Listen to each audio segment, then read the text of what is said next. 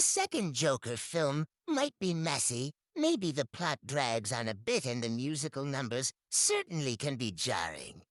It may not be a perfect film, I'm not saying that. Nobody is, but awful. A one-star flop, unworthy of recognition.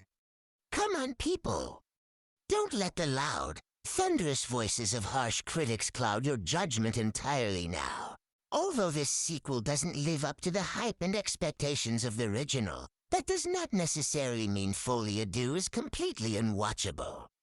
On the contrary, I'd wager that there is plenty to enjoy about this sequel that many have chosen to look over completely. May I remind you of Joaquin's outstanding acting in the original movie? Well, he has certainly carried over that talent into this follow-up. He essentially plays two roles in this film, that of Arthur Fleck and his dark alter ego, the Joker. Both personalities are rather different. Arthur, the shy, mentally traumatized loner who knows little outside of misery. Joker, who is the polar opposite. A confident, theatrical character like some comic book supervillain, one who has a dark sense of humor and dances rather spectacularly. Yet, the way Joaquin flips between both characters is honestly flawless and believable in both films. Can you honestly say other, Your Honor? How about Lady Gaga's performance in the film? Not only is she a talented singer, but— Objection! This movie is about Joker. Overruled. In fact, the film is about both Harley and Joker. Please continue, Mr. J. Of course. Lady Gaga's performance in this picture is rather convincing. She plays a whole new rendition of the character Harley Quinn, with a different backstory and personality than we've ever seen before.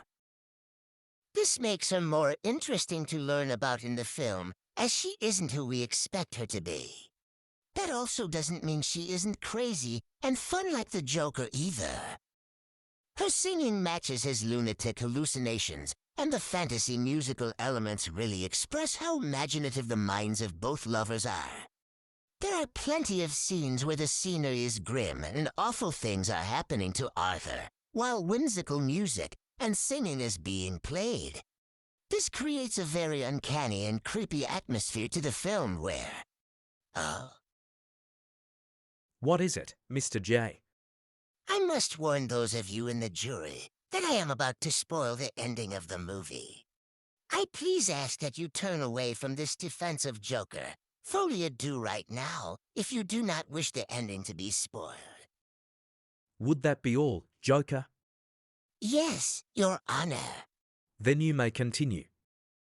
Even when Joker is murdered at the end, fun, upbeat music still plays over him bleeding to death, while his killer, perhaps Todd Phillips' rendition of Victor Josh, is laughing maniacally in the background. So even the last shot of this twisted film has this musical effect of showing absolute horror alongside music that seemingly laughs in the face of Arthur's tragedy, like even his cruel and sudden death is nothing but a joke.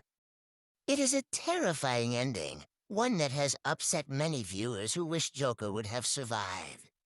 I mean, this is a movie about me. Joker points at his chest, pulling an expressive look of over-exaggerated sorrow. This is followed by laughter within the courtroom. This is my last warning, Joker. I will not have you make a mockery of my courtroom. My apologies, Your Honor. May I continue? Continue. Even I felt saddened by my own death in this film, but looking back on it, this makes for a chilling finale, one that will stick with viewers long after watching the movie. On top of that, the musical side to Joker Folie Deux certainly adds a lot of entertainment value to the overall film. Just as things might start to feel repetitive or boring, a good old sing-along can really draw back your attention. Your Honor, that is an absurd argument. Joker, are you seriously saying that you needed multiple musical numbers to keep yourself entertained? So that is to say, without these random songs, the film would be an ultimately dull and painful experience. May I remind you that most critics resent the fact that the sequel is a musical. They say it ruins the film's pace and makes for a confusing experience. Well, I really liked listening to Lady Gaga and Joaquin Phoenix singing. Their dancing was fun and I sang along to the lyrics, even in the cinema, despite the many strange and annoyed looks I got. You're being serious, aren't you? You're laughing. You're laughing. You really think those musical scenes were actually good? I do think they are good, and I'm sick of pretending that they're not. Yeah, that's not funny. Order, order. Clearly, Joker, Folie Deux is a complicated sequel.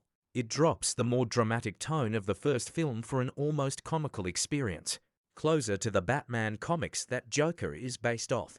Yet these silly moments only exist within the mind of Arthur Fleck, who has an identity crisis between himself and the character of Joker. It is clearly a complex picture that still has many dark, psychologically thrilling moments throughout. Listening to both of you today, I have learnt that perhaps this sequel can feel too long and dragged out for the most part, but there are definitely scenes that deserve praise.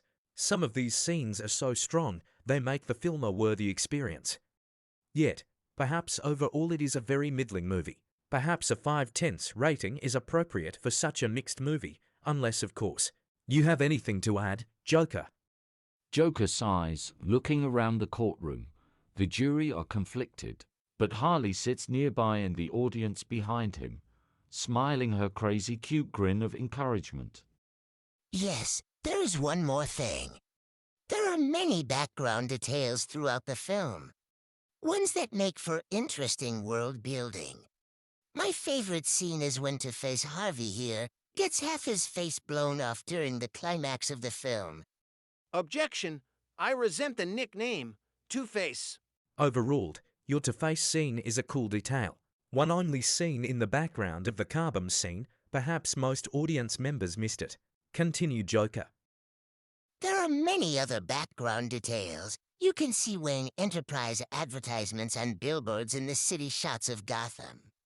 This tells us the company still exists and is wealthy like in the comics. Perhaps Batman could still pop up in this universe of films down the line.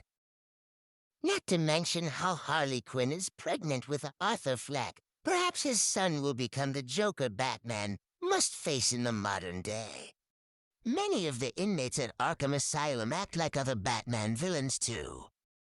As mentioned before, the man who kills Arthur in the final scene reminded me a lot of Victor Josh. There are more examples too, but I'd be here all day if I explained them. I must have missed most of those references, Joker. Perhaps that makes the film worth seeing a few times, just to try and catch all the Batman Easter eggs that are hidden throughout. With that in mind, I think it's more than fair to say that perhaps Joker Folie Deux is more worthy of a 6/10. It certainly isn't perfect, but I can see why it might be more entertaining for those who enjoy musicals and fans of DC comics. The judge ends the trial and Joker laughs in Harvey Dent's face.